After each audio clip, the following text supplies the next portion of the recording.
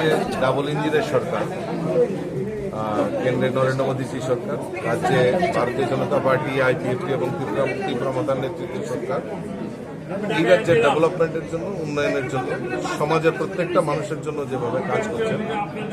আর আজকে আরেকটা পালক যুক্ত হয়েছে, রাজ্যসভার এমপি হিসাবে আমাকে মনোনীত করে পাঠিয়েছেন।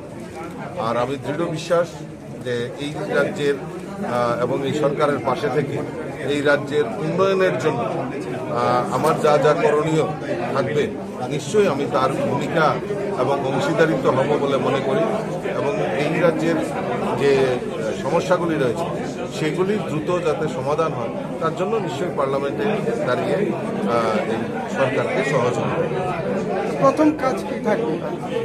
দেখুন, প্রায়োরিটি তো অনেক কিছু রয়েছে, তো নিশ্চয়ই আগামী দিন দেখবেন কী নিয়ে আমি কথা বলি, কীভাবে চর্চা করব, নিশ্চয়ই আপনাদেরকে আমি জানিয়ে দেব।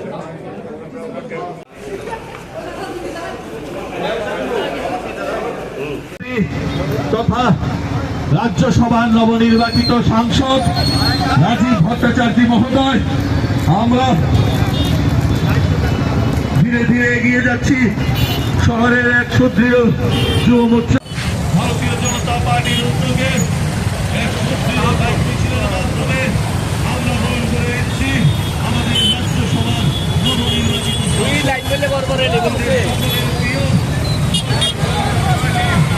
সভাপতি রাজীব ভট্টাচার্য মহোদয়কে।